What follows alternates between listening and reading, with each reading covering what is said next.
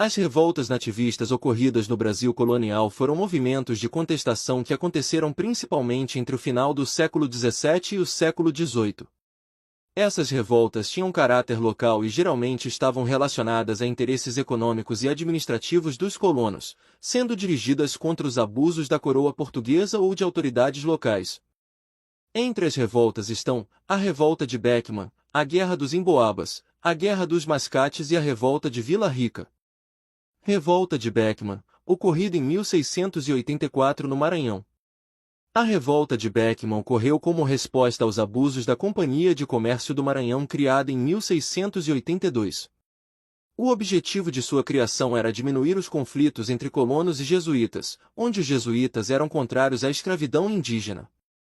Os colonos, com a falta da mão de obra escrava, acabavam utilizando os indígenas. Com o monopólio do comércio de certos produtos, além da promessa de trazer cerca de 500 escravos africanos ao ano. Sendo que na prática a companhia teve essa relação em total benefício próprio, pois não cumpria com a promessa estabelecida. Assim a revolta estourou com a liderança de Manuel Beckman. A revolta foi reprimida pela coroa e Manuel Beckman foi enforcado.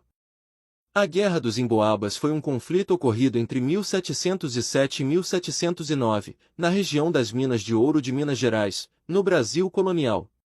Foi travada entre dois grupos principais. Paulistas, os primeiros descobridores e exploradores das Minas de Ouro, e os Emboabas, nome pejorativo dado pelos paulistas aos forasteiros, portugueses e colonos de outras partes do Brasil, que chegaram posteriormente à região.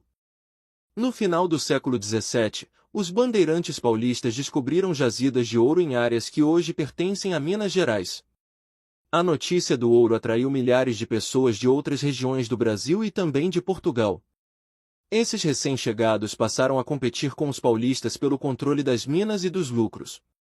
As tensões aumentaram devido à disputa por terras, direitos de exploração e comércio. Os paulistas acreditavam ter direito exclusivo às minas, por terem sido os descobridores. Os Emboabas, em maior número e com apoio da coroa portuguesa, conseguiram vencer os paulistas. Um dos episódios mais marcantes foi o massacre do Capão da Traição, quando um grupo de paulistas se rendeu e foi morto pelos Emboabas. Guerra dos Mascates. A Guerra dos Mascates foi um conflito ocorrido em Pernambuco, entre os anos de 1710 e 1711, que envolveu principalmente dois grupos.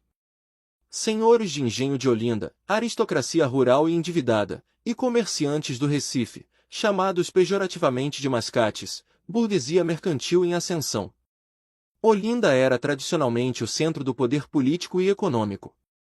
Recife crescia como centro comercial e portuário, favorecido pela presença de comerciantes portugueses ricos. O ciclo da cana-de-açúcar passava por dificuldades, e muitos senhores de engenho estavam endividados com os mascates. A coroa portuguesa concedeu autonomia administrativa a Recife, transformando-o em vila, o que revoltou os olindenses, que viam isso como perda de poder. Os senhores de engenho de Olinda invadiram e ocuparam Recife em 1710.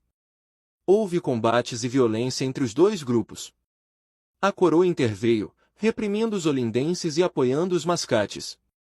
O conflito terminou com a vitória dos mascates e consolidação de Recife como centro político e econômico da região.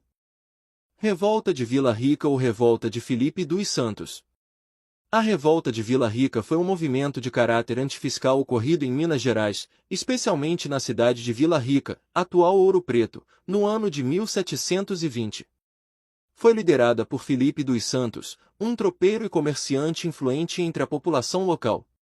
A coroa portuguesa cobrava pesados tributos, como o quinto, 20% de todo o ouro extraído.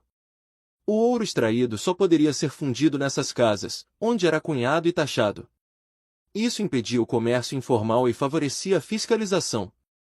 Pequenos mineradores, tropeiros e comerciantes viam essas medidas como abusivas. Em 1720, Felipe dos Santos liderou um levante contra os abusos fiscais e exigiu o fim das casas de fundição.